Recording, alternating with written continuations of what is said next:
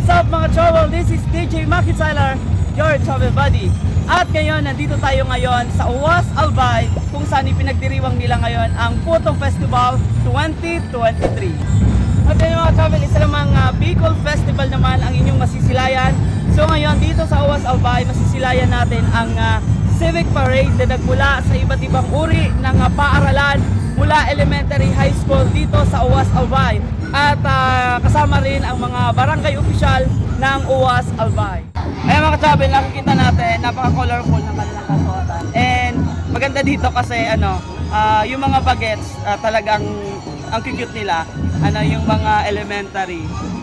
Ayan, ito yung Uwas South Central School here at Uwas Albay.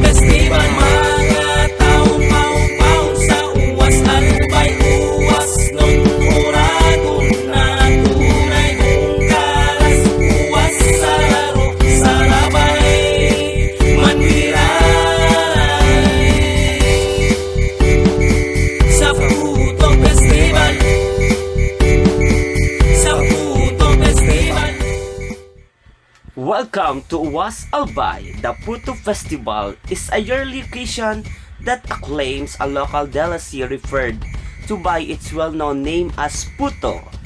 The Kalasyo Puto is a rice cake that is notable wherever all through the Philippines for its condensed in the mouth filling.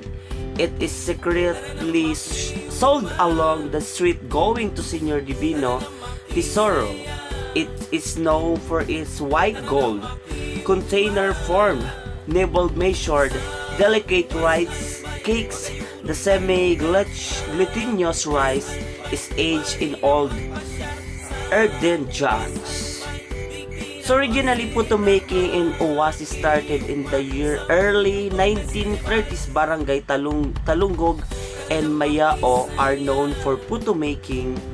Puto making in Mayao started from the Ensinans family in 1960s, adapting it from the family of Lourdes Rigorgo, a native puto maker of Barangay Talunggog, and was married to Dominador Ensinans of Mayao, Uwas. The municipality celebrates Puto Festival to develop the camaraderie of Uwasnon and recognize as well the delicacy of the town, which is Puto. Welcome to Puto Festival 2023 mga travel. Nakikita natin ang highlights ng kanilang Civic Parade na nagmula sa iba't ibang uri ng paaralan dito sa bayan ng Uwas Albay. Nakita natin mga ka-travel ang mga kalahok dito from elementary to high school na inapakita ang kanilang galing sa pag drum and lyre. At syempre mga travel, napaka-colorful lang kanilang selebrasyon dahil sa simpleng selebrasyon, kahit nga mga travel, inabot tayo ng ulan dito sa Uwas Albay. Ngunit napakaganda ng kanilang selebrasyon dahil colorful at talaga namang enjoy ang mga kalahok at ang ating mga manunood dito sa Uwas Albay.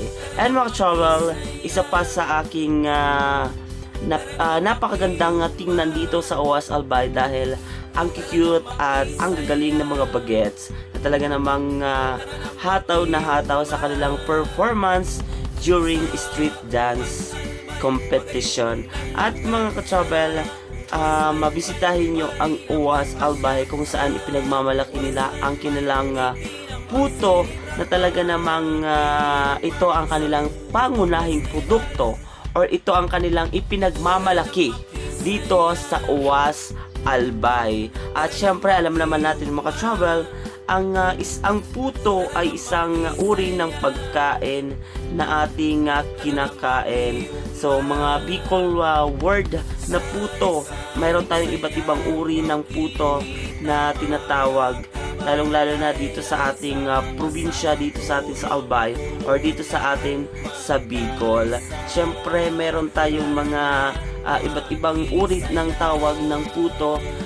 Regulated was puto, meron tayong pandan green, obi violet, banana yellow, strawberry, at merong iba't ibang uri or iba't ibang lasa ng puto ang ating kinakain. So mga ka-travel, ang puto, yan yung ipinagmamalaki dito sa Uwas Albay. Kaya nagkakaroon sila ng taon-taong pag-celebrate ng kanilang Puto Festival every year. At ito ay isang makulay or isang napaka-highlights na selebrasyon ng kanilang festival dito sa Uwas Albay. At mga travel, once again, this is DJ Maki Tyler, your travel buddy. RGM deliver you the best products. What you want, we have it all.